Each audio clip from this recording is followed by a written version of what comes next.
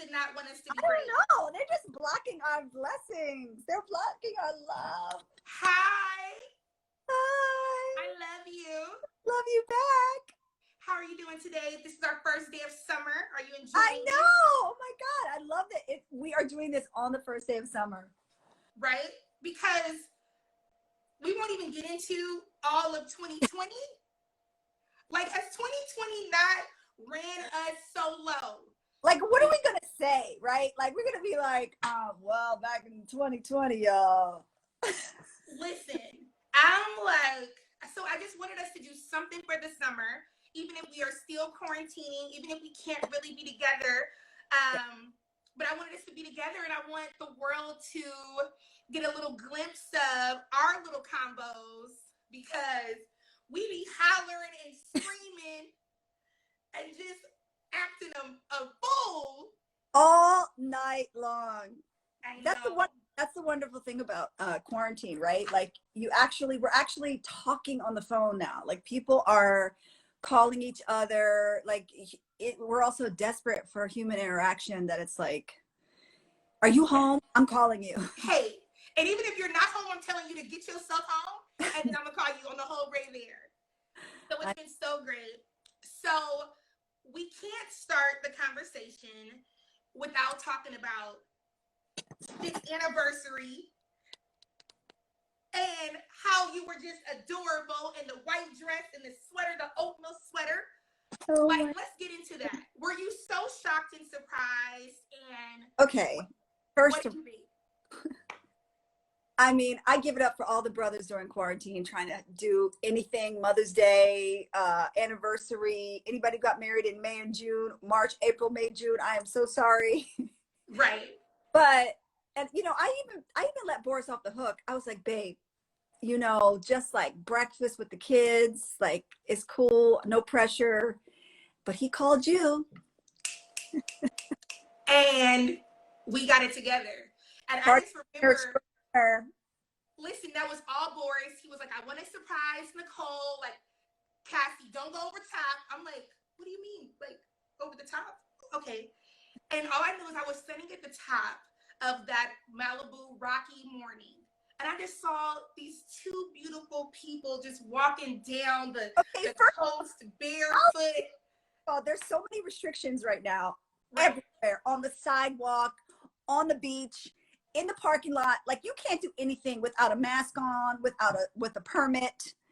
And somehow Boris was like, we like Malibu. We never really get to go there. So he was like, I wanted to spend like just a little bit of time doing something semi-romantic, no pressure. Right. Like, let's go up to Malibu. He booked a room, and he's like, we're going to take a walk on the beach.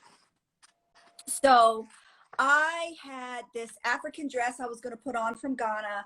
And then he's white. I was like, why is he wearing? Oh, first of all, he woke me up at 8 o'clock in the morning to go to the beach. Okay. I was there at 6:30. I was like, are we trying to just get past sunrise and just bask in the morning sun? Whatever. I was grateful. I was down for it. Right. But right at the door, he was dressed in all white. I was like, you know what? I think I packed a little, like, we're not going to say Fashion Nova, but it was Fashion Nova-ish, a little number. And I threw it on real quick, and it was cold, and I put the sweater on. And so we were matching. I had no idea I was walking into a FabCassieProduction.com, okay? Complete with Baba and, the blessing from the ancestors. Listen. Okay. Do you know how many people said congratulations on your wedding? Like, people thought we were getting married. That's how fabulous. Right. How do you find the flowing curtains? Girl, and listen, we did it because y'all love more for the people in the back. Okay, so we get home and we rest and we talk to the kids, and he says, we're going to dinner. I was like, take out, pick up? No. Right. He went to our favorite restaurant. He asked the guy to set it up on the sidewalk. You handled everything. Like, how do you get a restaurant in quarantine to agree to a small little space outside where people are still picking up delivery. Okay. Right. Because people want. Listen, it was crazy when I walked in. Violence. When I walked in with all this stuff, the owner was like, you know, it's quarantine. I'm like, it'll be simple. It'll be simple. It'll be simple. What I love though is this restaurant was like Italian rustic, like, listen, not that diverse clientele, and here we come, baby, with all of our blackness, with all of our blackness, we just walked in there like, hello, Black Girl Magic. People were coming off of the street, off of Melrose. What is going on over here? Like, who is being serenaded while they twirl their spaghetti? Like, what is happening? I'm like, Q, Ribbon in the Sky, Stevie Wonder on Melrose. We're gonna bring all of this blackness. You are so fabulous, and everybody on here. These are people who know already how fabulous. Oh, well, I love you. And this new IG series, I love that you're not waiting for the production studio to be ready and the crew to be ready and out of quarantine. I'm glad that you, and this is a really great topic to talk about, people who want to self-start, self-generate their livelihood, is that on some level, yes, you have to have a business plan and a vision and a budget, but sometimes you just got to start. The time is now.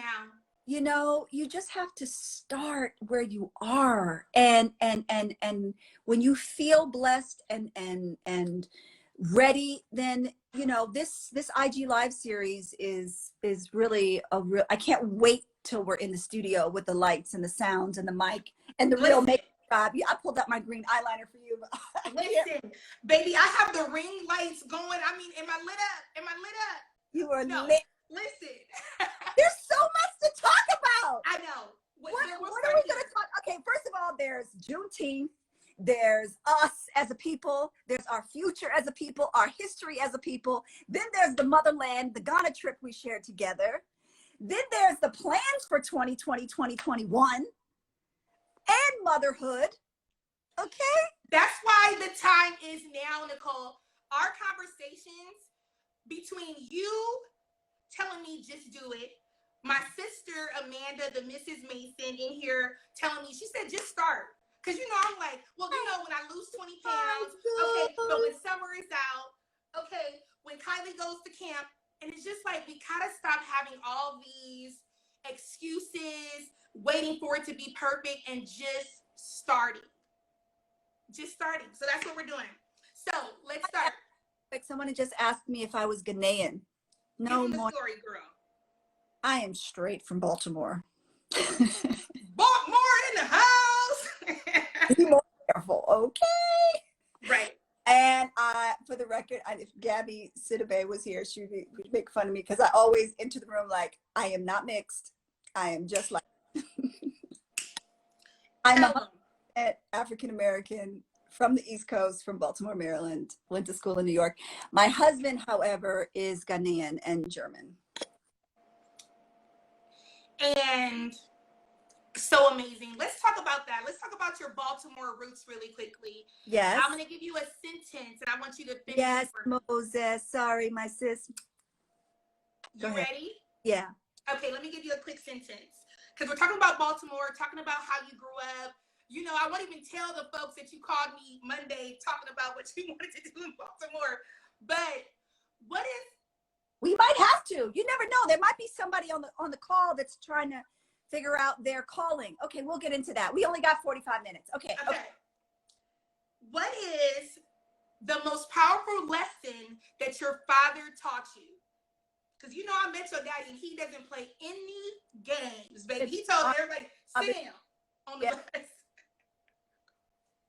My father, man, he is straight Baltimore, East Baltimore, went to Dunbar, self-made, went to Howard, dentist, still practicing, okay?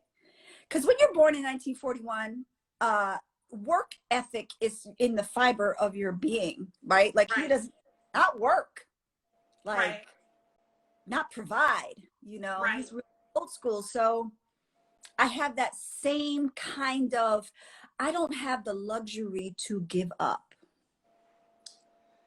One more time. One more time. For the people all the way in Ghana. One more time. I don't have the luxury to give up. Okay, no matter what happens, no matter what, I will be standing to the end. If I fall down, trust and believe I'll get back up. In fact, that's what he said to me. You know, going to NYU was a huge sacrifice. And I said second semester, freshman year, I wanted to change from an English journalism major to the drama school. Right. And my father said, look, your whole future is going to be a lot of no. There are a lot of no. But you can't call me crying about how you're going to give up. If this is what you want to do, I will do everything in my power to support you as long as I can. But you got to promise me you're not going to give up. E? I love that. Hey, because any actress on this feed today, any actress or anybody you know in any industry, really, right? You got to know coming out of school or leaving your home to be your own person. The world is not going to just say yes. No. But you have to have this inner yes, right? Of what? Did you say inner yes? I did it. Because that's it. That's it. Yes. It's just the way, I mean, and then historically, us as a people, I mean, if we ain't the walking, talking manifestation of inner yes. I was just talking about this the other day, real talk, like inner yes.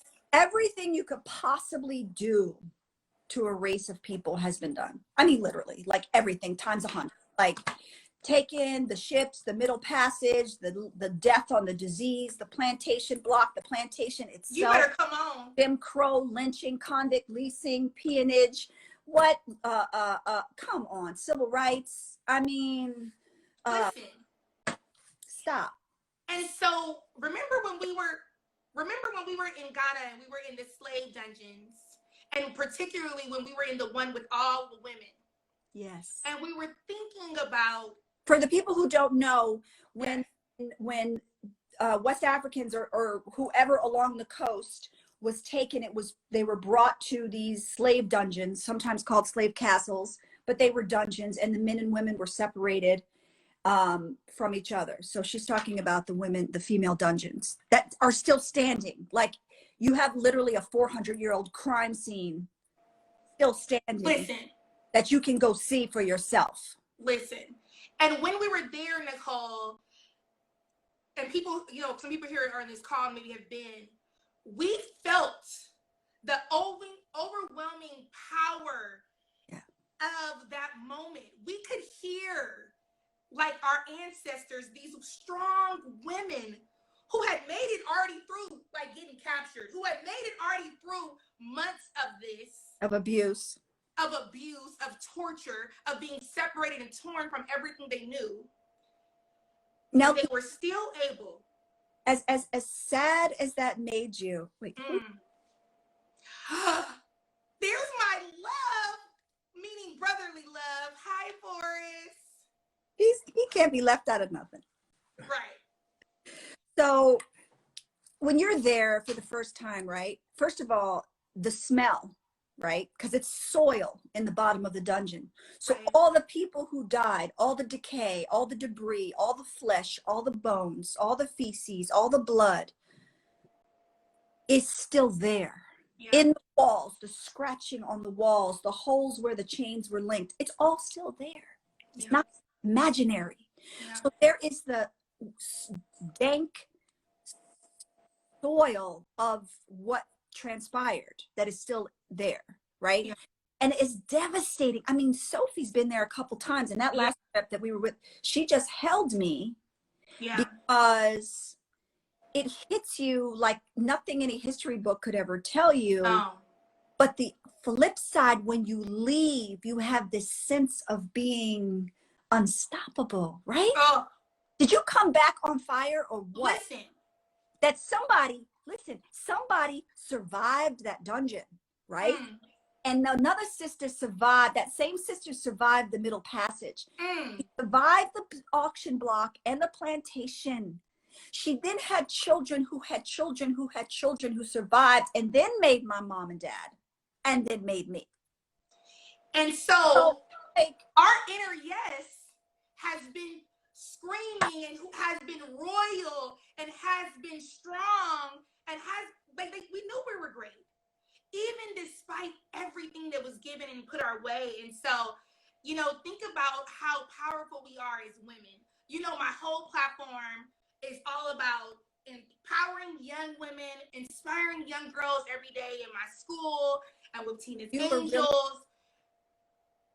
We gotta win. And we gotta win. And we gotta do it where we're really doing it. Meaning you don't have to do something you're not already doing. Right. Like right now, you have a niece that needs you, right? Right now, students that need you in a new way. You have an uncle or your cousin that needs you. You have a platform that can serve a lot of people. So I don't like, we already as women and as mothers and relationships, all of that is extra demands that you don't need to help somebody by burdening yourself. Right. Help somebody with what you already have. With what you are already uniquely qualified to do.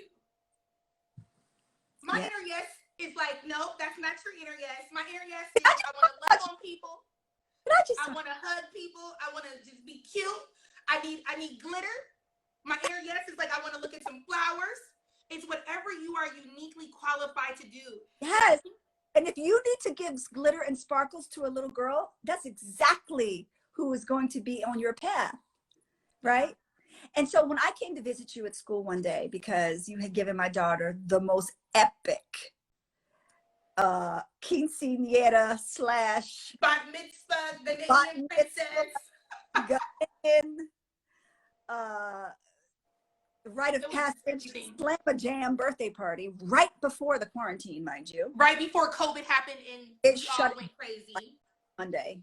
Thank you for that. We came to your job to give you a hug and say thank you for doing that. And I was just blown away that when I walked into your office, there were students meditating.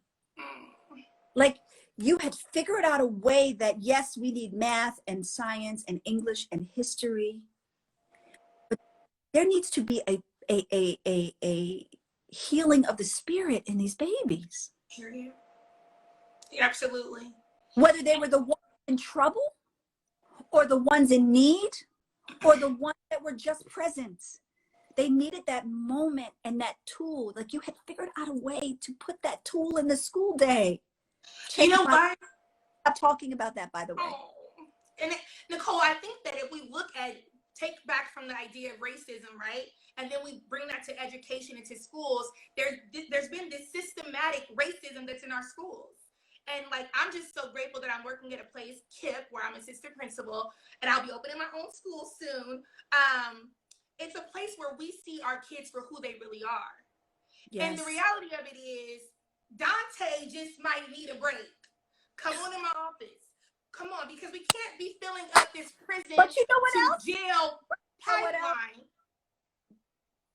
We won't go there yet, but listen. Let me tell you, because my daughter went to public elementary school and a white teacher, and she doesn't even know what she did, really. She was just a good ass teacher. Right.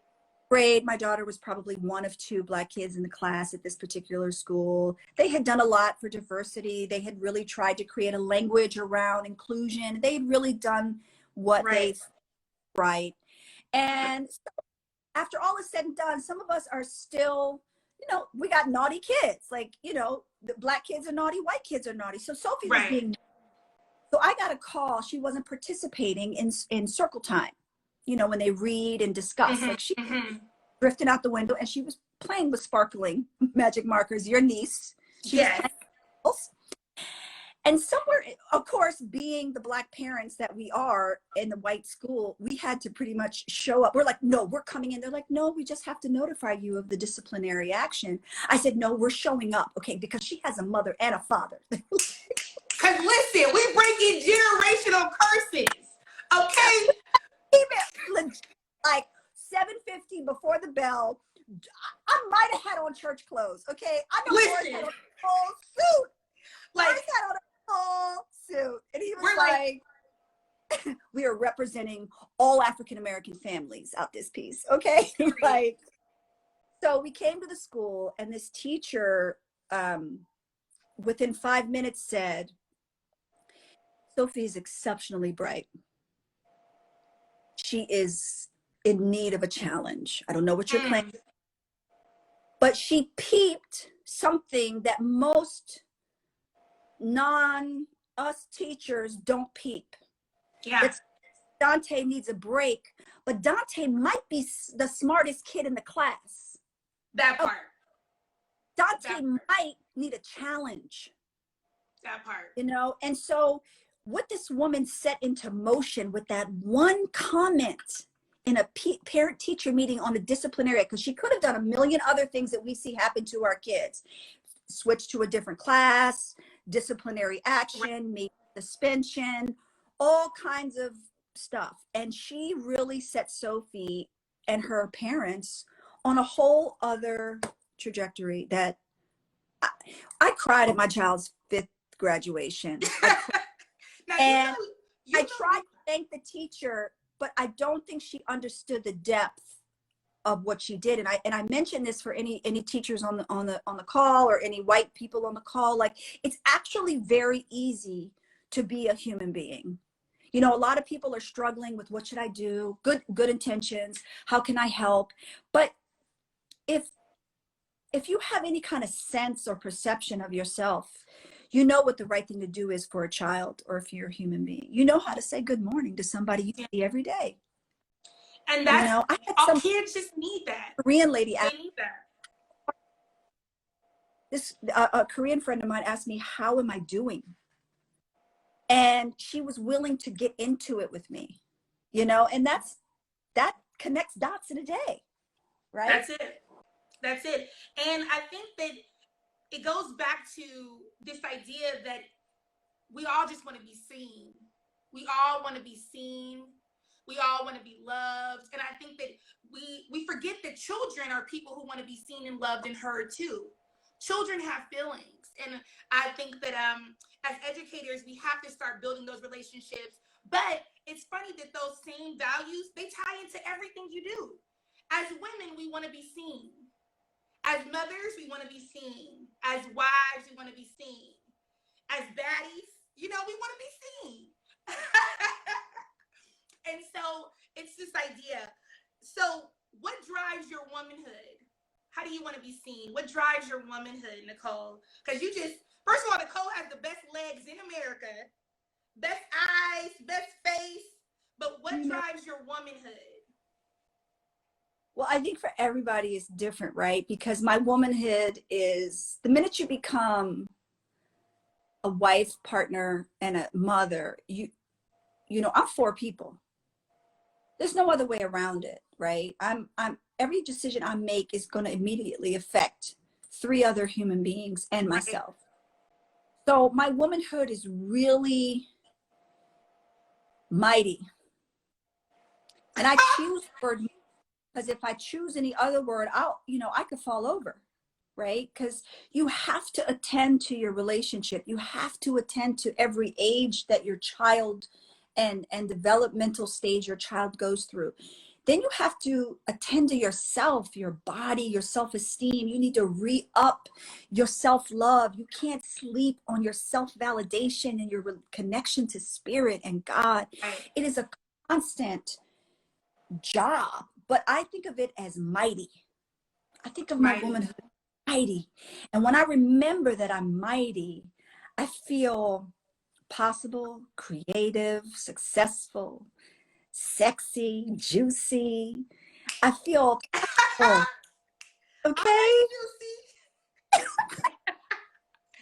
No, that's it. Otherwise, I would just take baths all day and cry. Okay.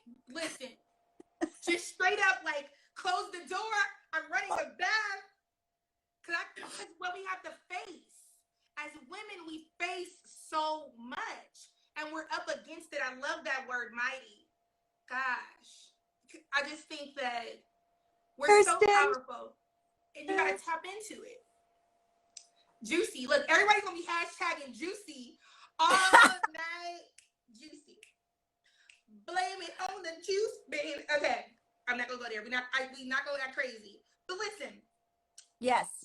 So, mighty drives your womanhood, but when do you feel the most glam?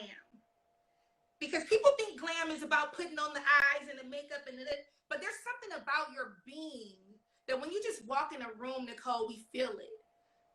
What drives that glam? You know, it's changed over the years now that I'm grown. My glam is when I'm doing, wearing, feeling the way I want to do, wear, and feel. Like sometimes I put on all my jewelry. All of it. All of it. All of it. Okay? Put it on. I need to feel all of it. Like, yeah. I think that when it's like when people say, well, you never understood how your grown aunt would always say, I wish I knew what I know now in my 20s. Like, yeah. It's so true. Like when you're your full self is when I feel so glam. And like self-care, man, mental self-care. Listen. Whether it's your affirmations, whether it's time with your therapist, whether it's, girl, have you heard about mirror talk? No, but tell me. Because I mean, I talk to my mirror all the time. Like, am I cute? But usually, some of us think we do mirror talk, but really it's just like checking to make sure that we're right for someone out there in the world. But mirror talk is this thing where you're just like, I love you. You are dope. So dope. You are loved. You are beautiful. You is kind and important. Trust and believe, okay? It is really important because we are constantly getting all these things. Yeah. At us and as a people. Yeah. Man. You know what? That's deep because in Teenage Angels, we have this activity where we would have our 7th grade girls stand in front of a mirror. And it's so funny because when you stand in front of a mirror, Nicole, you can see all of it. And you have to say your fat rolls, you have to say, baby, you earned that. Okay? Your stag, your pooch, your cellulite, all that stuff that we think is like cute little Instagram posts, love, Black Girl Magic, you really have to do it. Yeah. You know, someone we're like, why are you guys like constantly talking about lip gloss popping and Black Girl Magic and not here for the games? I was like, because we have to, okay? Yep. Because we're ready for ourselves. Yeah, the time is now. And the time is now, and we can't sleep anymore. Believe it or not, yes, there's a lot of policy we have to change, and we have to show up to the polls, and we have to be active in our government. You know, Sabrina Fulton, Trayvon Martin's mother, is running for commissioner. We have to look at those lists and figure out who's running for what, and maybe even run ourselves. Yeah. Don't play with me. Don't play. But what I'm saying is that we can't sleep on that, you know? Yeah. We really have to be all hands on deck with it. And even with all of the stuff that has happened since the civil rights movement and policy change, I mean, the mere fact that I can walk into a building right now is because not Harriet Tubman and Sojourner Truth, but because just my mom and dad did that. See, we forget how close the right to vote is. We forget yesterday. Yeah. It was yesterday. Yeah. It was still in their lifetime. What I'm saying is, with all of that progress, we can't sleep on our self-esteem. And when that's what was so powerful about those students meditating, is that was anchoring some kind of self-esteem, self-power, self-awareness. And when that's intact, that's when everything's going to change. And I think it's a constant working on it too, right? Because there's times, I was just saying this last week, even at 36, some of that inner childhood self-esteem stuff that I knew that I've worked on will show up. And I'll be like, hold up, I thought I had conquered that. I thought I had dealt with that. I thought I had tapped into that. And it will show up and it will knock right on your front door. Like, girl, that's still here. You still cry about that. You still need to fix that. And so it's a constant, no matter how old you get, how you continue, it's like this piece of growing always. Yeah. And, you know, that's something that has no color, right? And that's what's so disturbing, is that if we could all unify on the place that needs healing, we'd realize we're the same in a lot of ways.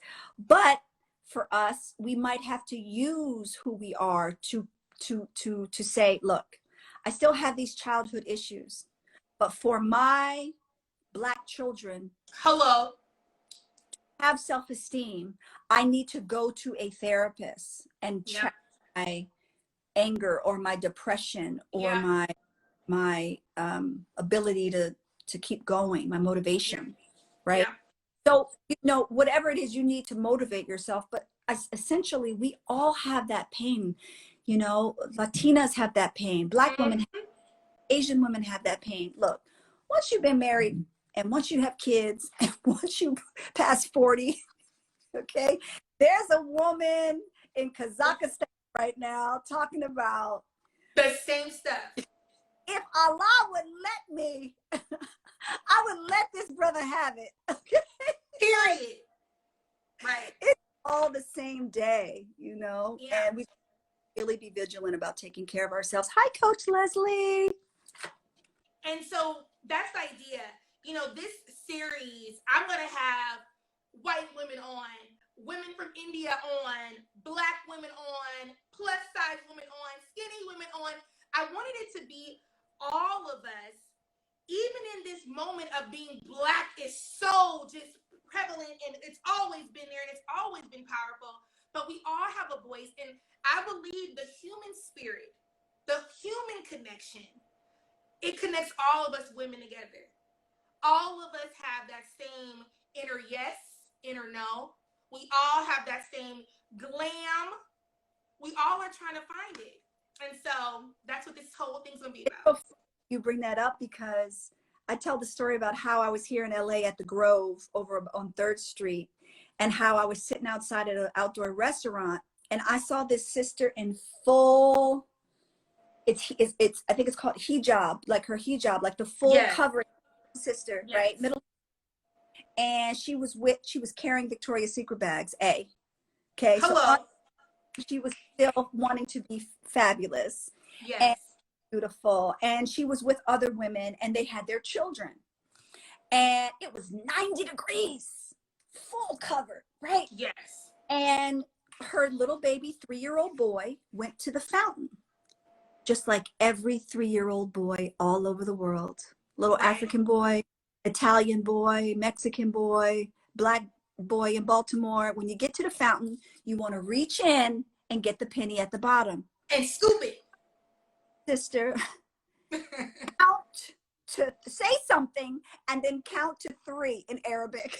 She said, if you don't get off that ledge, I'm gonna count to 3, and if you don't get off that ledge, we're gonna have a problem. I watched her. I didn't speak her language, but we were on the same page. If mothers ruled the world, we wouldn't have half these problems. I saw that woman that there was on Instagram. There was this white protester who had a poster up. Did you ever see it? And it was like, if my son didn't come home after buying candy, if my son went to sell a cigarette and didn't come home, if my son was in the park and didn't come home, if my son was at the corner store and didn't come home, if my son was walking down the street and didn't come home, I would burn this to the ground. Listen. Point blank. That's it. That's it. That's it. Listen, we can talk forever, and we do. It's so funny because as soon as we get off of here, we're gonna call each other and we're gonna talk and we're gonna. But we have to do And what else? What else can we talk? Why don't we take? Okay, yes, we will. Okay, ask a question. We'll do a question. Thank you. Anybody have a question? They're coming. They're coming. While we're waiting for the question to come up, Nicole, as we get ready to close out, what would you tell your 7th grade self? You know, I'm like in a middle school world, and I think that 7th graders are young girls where you start to, you know, develop and blossom and figure out who you are and what you like. What would you tell 7th grade cutie from Baltimore? Daddy wasn't playing no games. What would you go back and tell her? Man, 7th grade is that age, right? Where it's all like butterflies and homework responsibilities get more, and then boys start and mean girls start.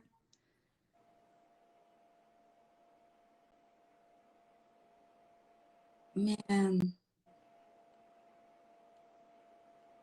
I would just keep telling her that she mattered. Oh, right. That she mattered. Yeah. And that she should shrink and cringe and hide. She should find her voice and know how beautiful she is. Age where you decide whether you love you the way you look or you don't. You know, your boobs are coming in crooked and your legs, but your hair is not whatever you think it's supposed to be. I would just constantly affirm that preciousness and beauty and strength and importance, and let her know, like, don't sleep. Don't sleep. It's gonna happen. Don't fall for the okie doke, baby girl. That's it. Don't fall for it. Don't fall for it. I think imagine our world, Nicole, if every child, if every little girl who grew up into became a woman knew she mattered. That knew just who she was, nothing added, nothing taken off, was good enough, and that she mattered and she was seen. That's it. I know. Somebody's bringing up a question about our Black boys and how do we keep them from being mean, she said. And I think it's a really great question. I think that, you know, talking about 7th grade is the same vulnerability age for our Black boys. And I think charging them with the life purpose of knowing what they have to offer someone will take that meanness, put it on the back burner. Because if a little boy understands that he has the ability and power to build and fortify a situation, he will stick up for the girl that's being bullied. He will speak up in class. He will not resort to violence to mask some insecurity. He will not be disrespectful to his elders, because he has a sense of reverence for himself, and he will have reverence for others. And that we cannot sleep on our boys. I have a daughter and a son, and I am just as vigilant about her self-esteem as I am about his, because I see it. Up until about 15, they're the same. Yep. They're sensitive and struggling. And I mean, he wears a 13 shoe. Listen. And he's 13. Listen. And he's adorable. Nico is he's just adorable. And I think the idea is that our young boys will grow up to be young men. They will grow up to then be husbands and fathers, which we'll celebrate tomorrow for Father's Day. And so it starts with what they see in the home. It starts with how they were able to express their feelings. It starts with how they were able to show affection, how they were able to take away all those different labels. And that's when it starts. And that's when you get to a Boris that I'm like, what was the Boris prayer? Does Boris got a cousin? I mean, does he got a brother, Well, you know what's so funny? Because I was going to say it's really important, and then we can really go. I know people want to go. Is that, hi, Dante. is that people always say, well, Black boys need their fathers. And I 100% agree. Like my parents were not together, okay? But I am 100% of the product of my father choosing to keep a relationship with me. Like, he never made a promise he couldn't keep, and he never broke a promise. I'm gonna pick you up every single Wednesday and Sunday. And if that's what he could do, that's exactly what he did. Like, I have a sense of a man keeping his word. And people don't realize that being present in your child's life isn't always expensive. It seems like I got to make up for lost time. I got to show up on Christmas. I got to make sure the mama's okay. Right. But keeping that word between you and your kids is free. Yeah. But it lasts a lifetime. So I think it is very important. Boris will tell you this too. Like, he had a very, you know, his parents weren't together. His father lived in another country in Europe after they broke up. And when Boris wanted to be a father, he chose to be the father he wanted to be. Not because of the father, but because of the father he wanted to be. So I also don't underestimate the power of, you know, mentors, right? I believe that our teachers can peep little boys in class and let them know that they're seen, like you said, being seen. Yeah. See you, you have value to me. I see you, you take up space. You deserve the entire space that you take up. Stand in it. And just those words, that presence, that making sure they do their homework, that costs nothing. And it makes a huge difference. And I think that, you know, once we move forward as a people, like, this part of the equation can't be left out. Oh, can we talk some more? Can we talk some more? Listen, I told y'all some fun Cassie stuff. I told y'all, whenever I talk to Nicole, it is soul food. It is good for the heart.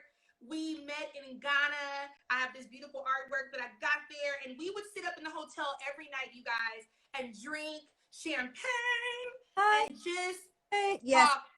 Oh. Listen, and I just adore you so much. We covered much territory.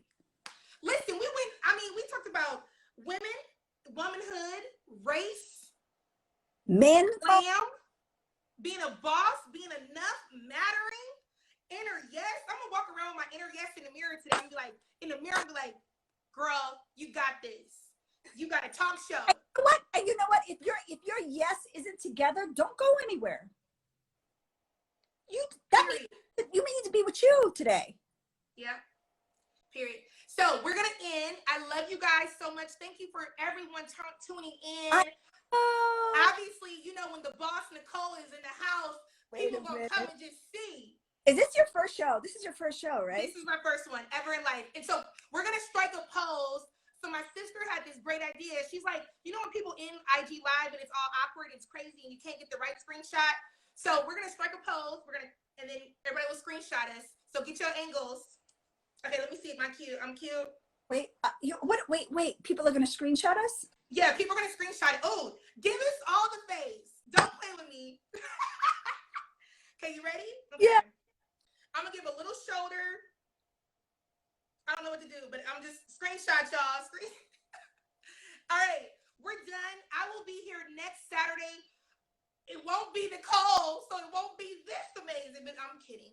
It will be good. I hope you guys tune in. Nicole, I love you, love you, love you. Can we do this again? Because I'm about to get in some stuff, and I'm going to want to talk about it in a couple weeks. Ooh. Don't play with the word. Listen, you always just stay just dropping this. I'll be like, Nicole, where you at? She's like, oh, I'm in Chicago. I'm like, oh, I'm in New York. Oh, I'm on a call. You are the epitome of just the boss, and I just love you so much. Thank you for, I think it's something I want to say too. You meet people, and we had hung out in Ghana, and I didn't know that we were going to have this, bond that was going to continue, and I'm just so grateful. I think that we miss people who just are their authentic selves, right? And you have been a homegirl since day one, and I love you. You too. And we're out, y'all. Bye. Bye. Thanks for tuning in. The time is now. Bye, Mana. Bye, Dr. Antashi. No, Antoinisha. I know, that's my bestie. That's Nisha. I want to be crazy and like shout out everybody, but that's just crazy. Are you reading back the comments? Yes, because everybody came out for you today, and I'm so happy. Oh, I love you. Leslie. Traveling and things. Thank you. All right. And did I juice my hair up or what? I mean, the hair, and you came through with the hair, okay? Hey, I knew where I was going. Okay. I knew I was coming to Cassie's house. So I love you. I love you too, baby. Bye-bye. Bye.